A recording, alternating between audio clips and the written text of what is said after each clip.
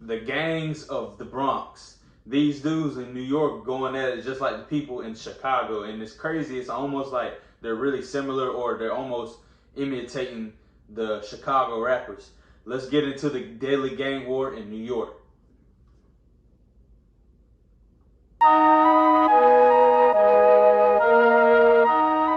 Now, the complete history of gangs in the Bronx is long and complex. So for the sake of simplicity, in this story, we will simply focus on a handful of relevant street crews that have made a significant impact in the recent Bronx drill music scene. However, the formation of these crews predates the Bronx drill scene by many years. Many of the names of gangs that you're going to hear referenced in Bronx drill music weren't even around a decade or so ago, as they evolved and splintered off from other crews as the result of internal and external conflicts between their members. One early crew hailing from the Cortland Ave area was known as YGFC, or the Young Gunners from Cortland. This crew was a subset of a much larger gang called the YGs, or Young Gunners. The YGs apparently started around 2003 and was primarily based in two project buildings, the Mott Haven houses and the Patterson houses, with another set later popping up in the Bronx's River Park Towers, or RPT projects, around 2010. And the leader of the YGs back in the day was a man named Jew Hef, real name Jutha Perez, an occasional rapper as well as a respected street figure. Sadly, however, Jew Hef was not able to keep his troops in the street united for long, apparently in the midst of a disagreement between high-ranking members, including a man named Melly Mel Baller, would see several members branching off and making their own crew. This would eventually see the Young Gunners from Cortland, or YGFC, breaking off from the YGs altogether and dropping the Y from their name, becoming the GFC, or God's Favorite Children. At a certain point, they became OGFC, or the Original Goons from Cortland, before eventually simplifying and settling on OGs, or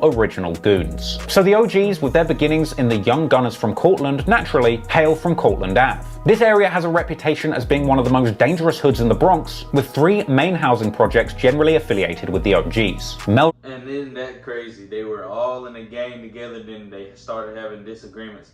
And I guarantee you, I have not watched this video, for people who know it, I have not watched this video. I guarantee you, these dudes that were in the same gang at once upon a time will probably end up beefing. I bet money.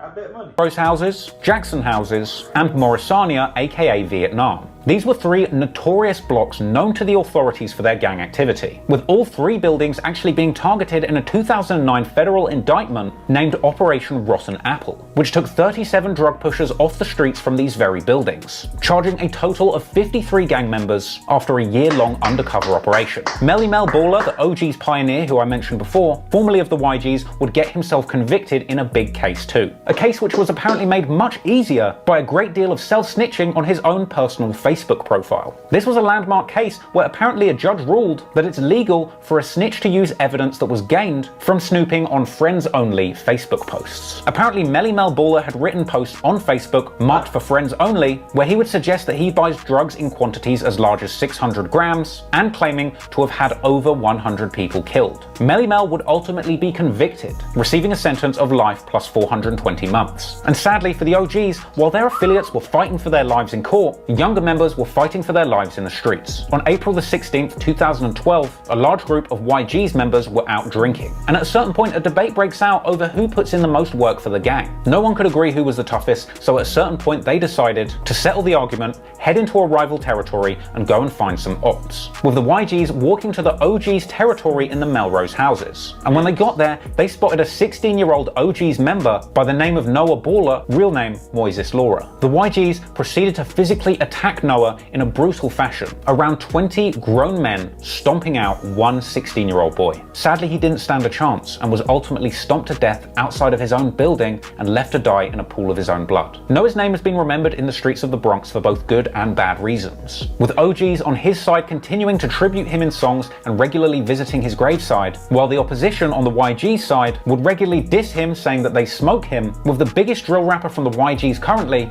D-Thang, even going as far as to post a picture of a blood-stained pair of Air Force One on Instagram, telling his followers that these shoes are the Noah's. Anywho, only a year after Noah's death, Jew Hef, the early pioneer of the YGs, He posted a picture of the shoes. Instagram, telling his followers that these shoes are the Noah's. Anywho, only a year after Noah's death, Jew Hef, the early pioneer of the YGs, would meet a tragic end too. In 2013, Jew Hef was killed by a man called Melvin Davis after a fight in the Tropicana nightclub. After a mass brawl between the YGs and another street crew called Young Flybridge from Highbridge would end with Jew Hef being beaten in the head with a hookah pipe. This left him in a coma and he would sadly lose his life only a week later. The gang from Highbridge, while not officially a part of the OGs, were known to affiliate with some of their members, with some believing that the killing of Jew Hef did have some connection over what had happened to Noah previously. Despite not being responsible for the killing directly, the YG's main rivals, the OGs, would take this opportunity to clown their rivals for losing their leader. Story goes that OG's members even went so far as to urinate on the mural for Jew Hef, a massive sign of disrespect. Anywho, with Jew Hef out of the picture, the YGs would continue forward, but naturally, the authorities would be keeping a close eye on them. This would eventually lead to two crews, the YGs and the 18th Park Gang, being targeted in a 2015 criminal indictment that would hit 48 Bronx-based gang members. This case would take 22 members of the YGs off the streets,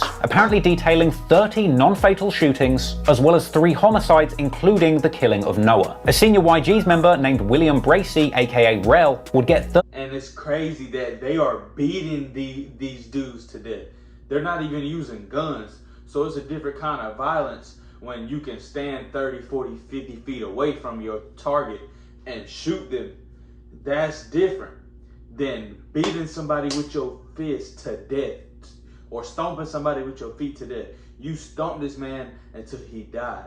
That is a different kind of violence and it needs to be dealt with, or you'll have some serious problems on your hands. 23 years for his role in that murder, with another YG's member, Ant Flocker, real name Anthony Reddick, also pleading guilty to taking part in the murder of Noah. Because of their violent behavior in the street, the YGs had attracted a lot of attention from the authorities, and that would continue as the years went on. Another 2016 indictment targeted members of the YGs, charging around 120 people. At the time, this was the largest gang takedown in New York history, and the indictment would have... See, these cops are actually doing their job. Most of these people, they make these laws to focus on how loud your car is or how loud your bike is. They need to be putting that effort into something else. Who cares how loud somebody's car is or bike is, as long as they're not in a neighborhood at 3 o'clock in the morning revving it up and playing loud music. Who cares, man? Let the dude drive down the highway fast with his loud car. That's what he wants to do. He ain't hurting nobody.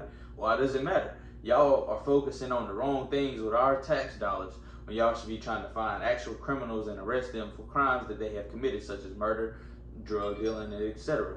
That's what needs to be done in this country. But instead, you got people out here making sure that your radio is up to par and not too loud, and your amp is not too big, and your muffler isn't a certain type of muffler, or making sure your car doesn't have too much dark tint on it. When their tint, the cop's tint, is so dark, you can't see in it at all. But if you got that kind of tint, it's a problem.